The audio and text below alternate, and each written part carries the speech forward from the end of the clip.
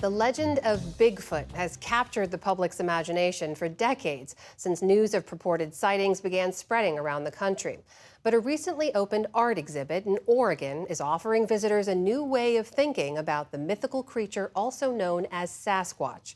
Special correspondent Kat Wise reports for our Arts and Culture series, Canvas. It is said they dwell in the mountains and forests throughout North America. Large, hairy creatures who walk upright.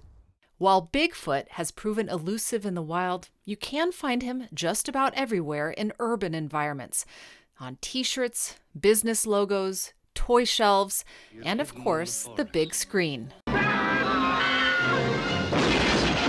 From the 1980s Harry and the Hendersons, it's a major discovery, to this year's Sasquatch Sunset.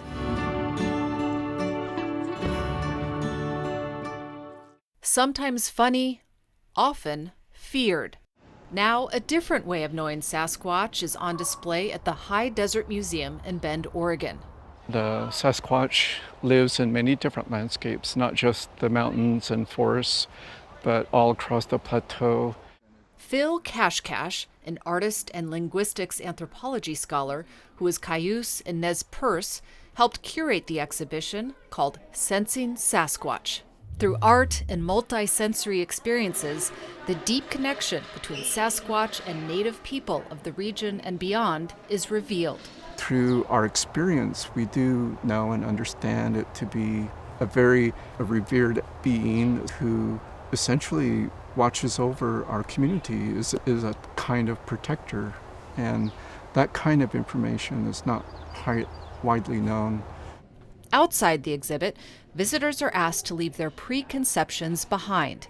Inside, they learn Sasquatch, which comes from the word Saskats, from the Coast Salish First Nations people, has many names. Being a scholar of language, I was able to develop a data set of about 16 names from the various communities throughout the Northwest. Our language in Nez Perce, we say Istiaha, and that is reference to this particular being we know as Sasquatch. On the day we visited, groups of school children were enjoying the feel of Charlene Moody's art. She's one of 5 Indigenous artists featured in the exhibit. Also, there's a Sasquatch hidden in the painting, too. Moody, who goes by Tilly, is a member of the Confederated Tribes of Warm Springs and has lived on the reservation about an hour from the museum most of her life. I wanted people to get understanding of standing next to it, of oh wow, look how tall and big this creature is.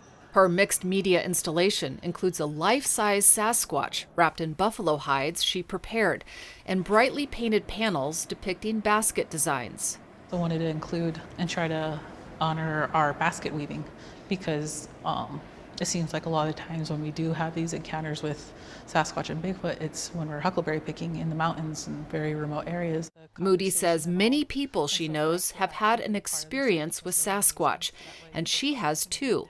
She has passed those stories on to her children, just as her relatives did when she was young. Growing up in Warm Springs, my grandmother would tell me stories of, when you go out there, be respectful because there are things out here that aren't people. And then down in California, my Tuggo, he would tell legends of Bigfoot, about how he became and everything like that. And when we'd go into Yosemite area, we would never allowed to stray. We always had to stay close to a parent. Mystery and reverence converge in the artist's depictions of Sasquatch. A carved mask, a striding sculpture, futuristic work next to art that is ancient. Kashkash created art for the exhibit as well.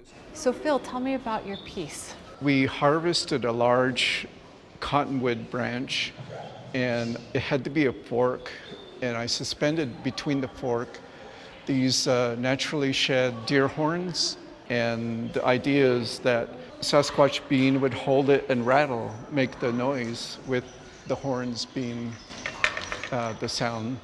We're not asking for people to believe. Dana Whitelaw is the museum's executive director. She and her colleagues changed their original vision for the exhibition after conversations with Indigenous advisors, including Kashkash. He started sharing some Sasquatch stories after hearing that we were doing a Sasquatch exhibit. and we were transfixed. When we start hearing something that made us say, I never thought of it that way, that's our catalyst for knowing that we've hit on something that needs to be part of the exhibit. She says art can play an important role in expanding public understanding. If we can push people a little bit farther to think outside their realm of knowing, what a gift when that happens, when you can just escape our parameters of our perspectives for a moment to see something. And art does that. There's beauty, there's wonder and awe that evokes curiosity. And that's when we know that we've created a path for people to think differently. Cash Cash is now working with the museum to bring tribal youth to the exhibit later this year. The world is bigger than we know, and there are an abundant set of mysteries that we all may come to know someday. Sensing Sasquatch will be on display until January 12th, 2025. For the PBS NewsHour, I'm Kat Wise in Bend, Oregon.